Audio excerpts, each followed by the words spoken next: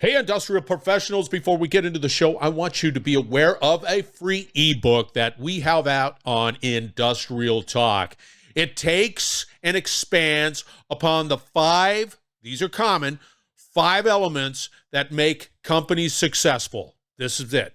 1, they educate. 2, they collaborate. 3, they innovate. 4, they invest in the culture of the organization. And then 5, are able to, in an effective way, communicate to the masses of what they do in an effective way. Those are the 5 elements. That's what the book expands upon. Go out to Industrial Talk, download it, and while you're at it, get the free workbook too as well. Now on to the show. Welcome to the Industrial Talk Podcast with Scott MacKenzie. Scott is a passionate industry professional dedicated to transferring cutting-edge, industry-focused innovations and trends while highlighting the men and women who keep the world moving. So put on your hard hat, grab your work boots, and let's go. All right, welcome to Industrial Talk. Thank you very much for joining this wonderful platform and your continued support. We are broadcasting from DistribuTech here in Dallas, Texas, and it is a collection of problem solvers, individuals that want to make the world a better place. That's why we celebrate you on this #1 industrial-related podcast in the universe. Now, as I indicated, Paul is a problem solver. He's in the hot seat. He's been gracious enough to say yes and get on Industrial Talk. Let's get cracking with the conversation. Hi, Paul. Hey, Scott, how are you? I can't complain. I'm talking to you, which is pretty cool. No complaints. And I'm at DistribuTech. Yeah, and of course I'm in the salt mine right here. I mean, it doesn't get any further away from all the action, but eventually maybe I'll leave. A lot going on, Scott. It's a great spot. Yeah. See, thank you. All right. See, now I feel better about myself, Paul. Doggone it. Thank you. All right, for the listeners, let's level set. Give us a little background on who you are. Sure, Paul Bernard. I'm the president and CEO of ARCOS. I joined the company about 8 months ago. What I've been doing for the balance of my career over 30 years is helping companies grow and develop, primarily in software. I was approached by our investor, Vista, one of the largest software investors in the world, about a year ago, about helping them grow and scale this company. I have had a fair amount of success and experience in taking companies from either, $5 or $10 million in revenue up to a couple $100 million in revenue, and being able to either have them have successful exits through the public markets or through a sale to another entity. My expertise is understanding markets, understanding the competition in that market. Where does this particular company have an edge, and how do we drive that edge? How do we create a competitive moat? And then drive the operational execution and scalability of the company. Take us through ARCOS. Sure. What that company means. What are we looking at? Sure. So ARCOS is a company that's been around for about 25 years. It was originally founded to deal with something called call-out. So the experience, if you work for a utility, and particularly in a situation where there might be an event that happens overnight, somebody hits a utility pole at 2 a.m. Been there, done that. Yeah. So you've heard too many stories about teenagers who've been there, done that at 2 a.m. in the morning. Sadly. So you have to essentially get folks out there at 2 a.m. to deal with that situation. And it turns out that if you're a young guy working for a utility, that's actually a kind of a plum job. You want the opportunity to go out there, you can earn time and a half or 2.5.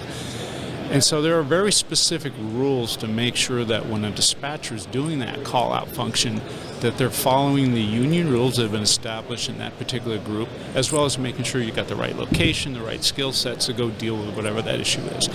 So ARCOS is founded basically on this entity called call-out. And we sold it to, over the years, 23 of the top 25 utilities here in America. Then over the last few years, we started buying some additional companies that have different capabilities, something called Crew Manager, that once you've acquired the resources to go out and deal with the situation, we got to manage those resources once they're out in the field. Where are they? What resources do they need? What equipment do they need? And then the third thing that has to happen while they're out in the field is you've got to actually repair whatever damage occurred. So there's something, assess the damage and then repair that damage.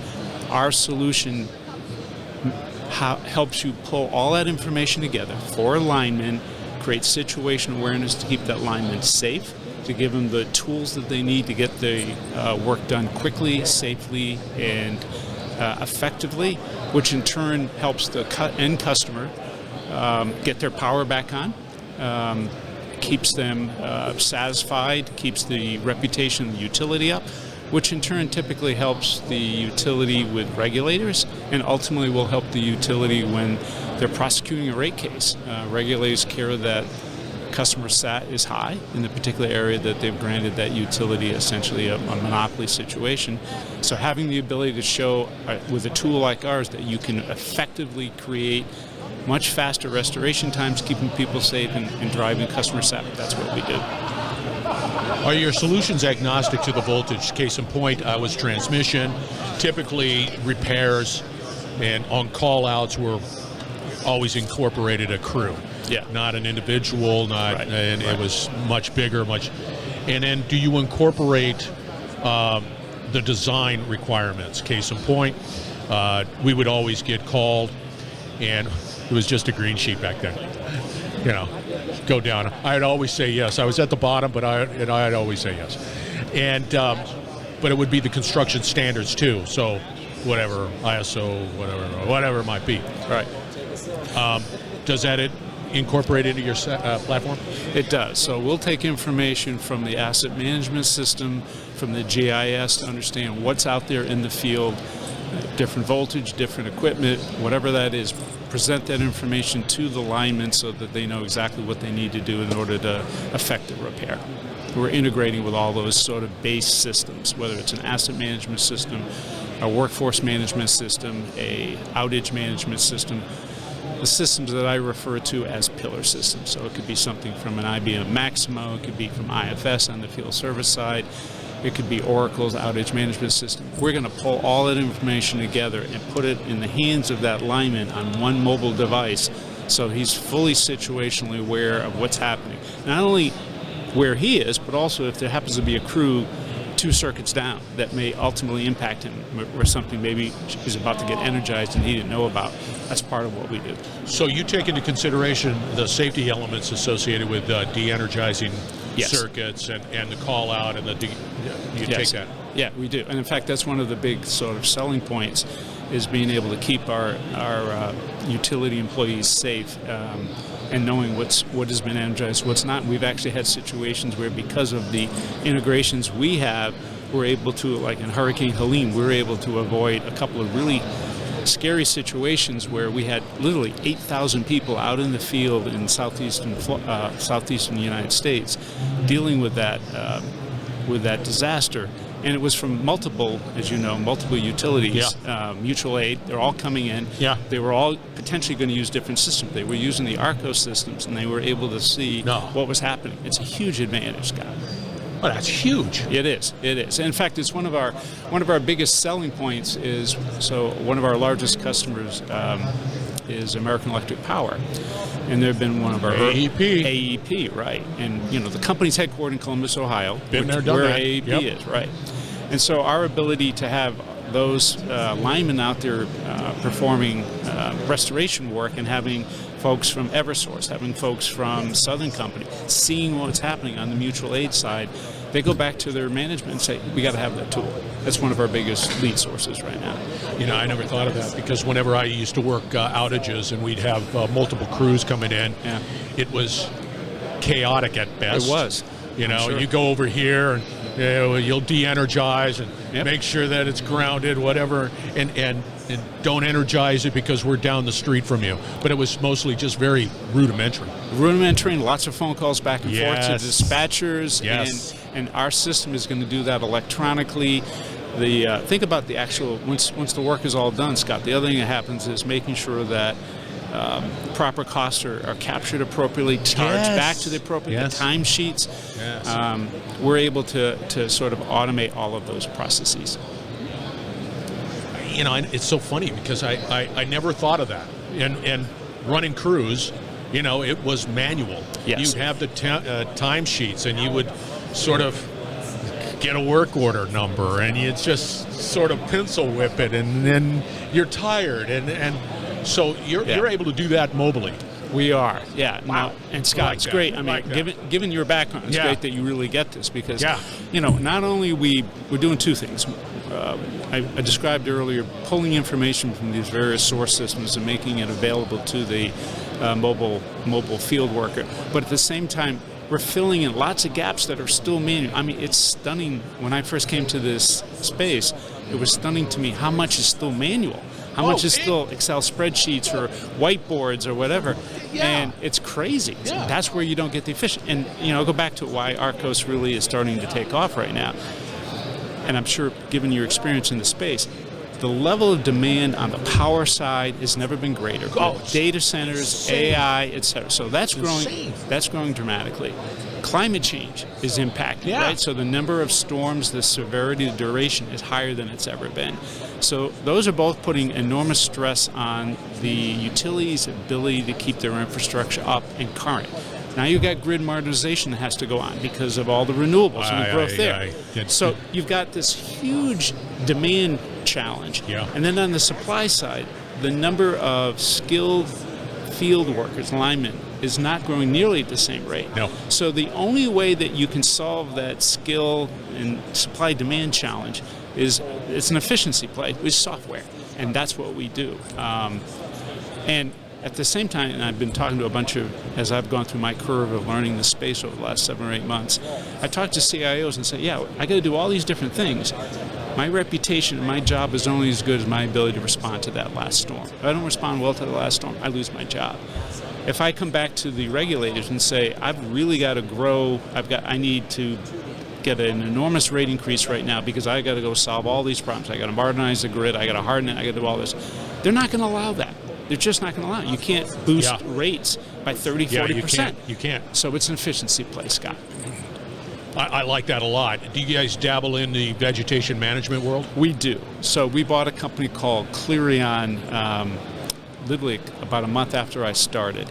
And that solution is designed to, once you've identified that you have a potential problem, you've been monitoring growth patterns, weather patterns, you've got satellite imagery that shows that you're close to a transmission line, distribution line. Our solution then goes and coordinates the typically contractors, and that's the other reason why this is big, right? Because it's typically not your own field workers. Contractors go out and trim that vegetation and deal with it. One of the areas that will expand our solution going forward is, since we don't do the surveillance and the analysis, we do that through partners that come into our solution, which then manages the resources that go out and trim the vegetation. We'll probably acquire somebody to help do that. Yeah, because that...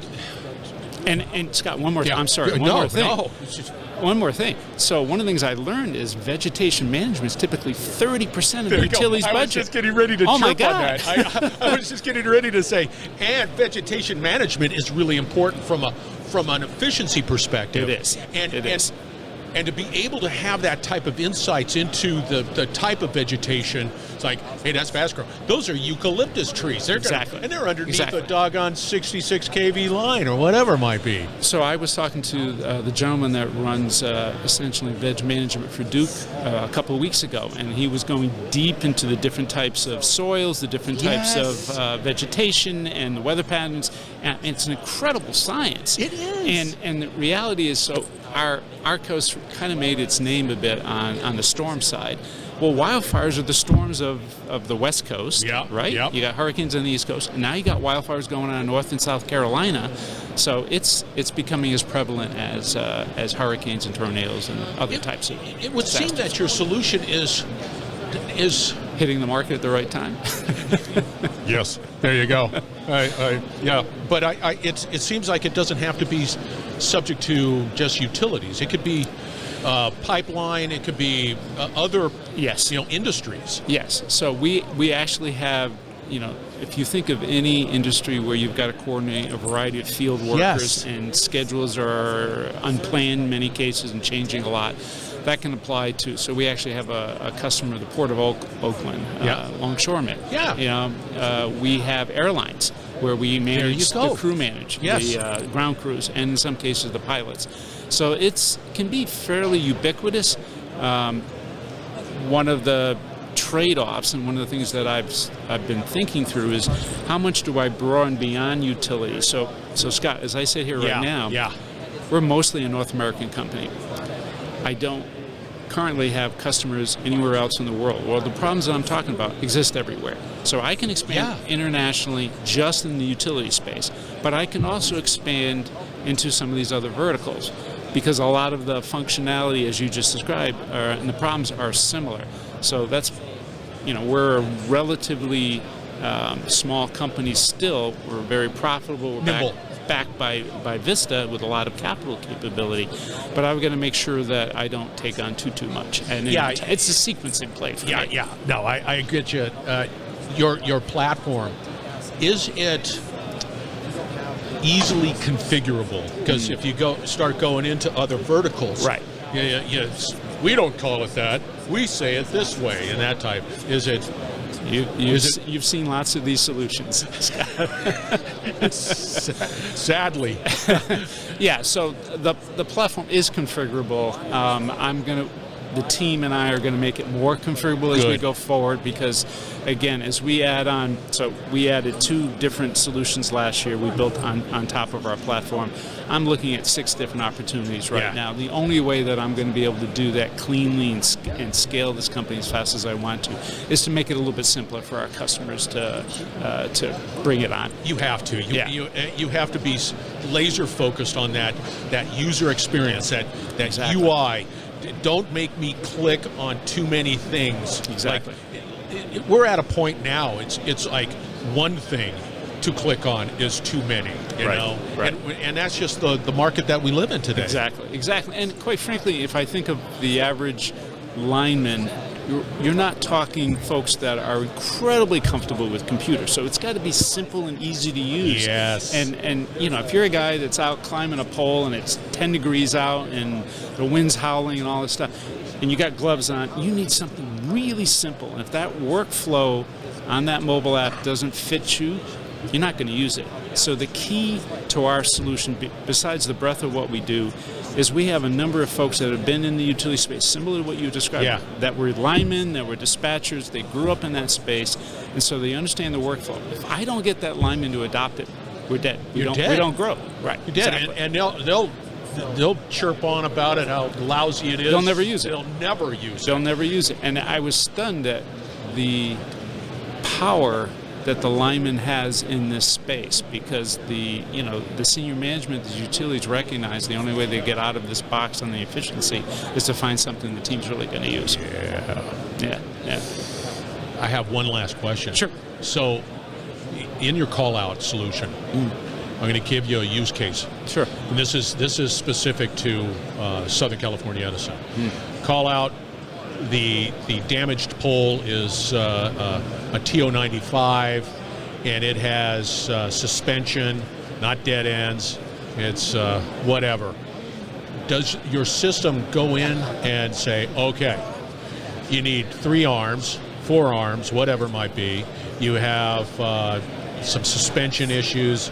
Might be able to save some of the insulators, things like that. Does it go into that sort of? So the call out won't do that. The call out will identify the crew that you need to go out, get in the field. Our damage assessment product will do that. Our damage assessment product will link in back to the outage management system and the asset management system to understand what's there, how was that configured. The term I get, compatible units, really understand that and make sure those resources are available in the local yard and pull that in. Nothing worse than getting out to a site and seeing the damage and realize you don't have a certain product. Yikes. There's some special words that fly as a result of that. And time is ticking. All right, Paul, how do people get a hold of you? So they can reach us at our website, arcos.inc.com. Are you out on LinkedIn? I'm personally out on LinkedIn. Paul Bernard on LinkedIn. I'm just going to have that. I'm going to have that You are absolutely wonderful. Thank you very much. Thank you, Scott. Enjoyed it. All right, we're going to wrap it up on the other side. We're going to have all the contact information for Paul out on Industrial Talk. Once again, we are broadcasting on site here at DistribuTech in Dallas, Texas. It is great. You get people like Paul. Fantastic conversation. I'm all giddy with excitement and reliving my childhood, it seems like. We're brought to you by Siemens Grid Energy. So go out to Siemens.com, find out more. We were going to wrap it up on the other side. Stay tuned. We will be right back. You're listening to the Industrial Talk Podcast Network.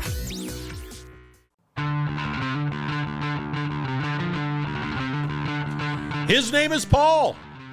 The company is ARCOS. And on his stat card, his LinkedIn stat card, it says, skilled at scaling technology companies.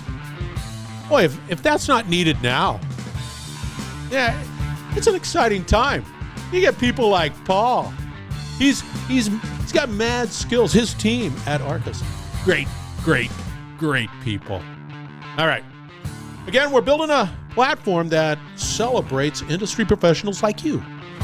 You need to support it. You need to be a part of it. We are launching the Industrial News Network. It is specific to your needs. It moves at the pace of industry. It's going fast. It's snappy. And it's going, and we're going to make it entertaining and meet your needs. All right, inspire the future. Be bold. Be brave. Dare greatly. Hang out with Paul. Change the world. We're going to have another great conversation shortly. So always stay tuned.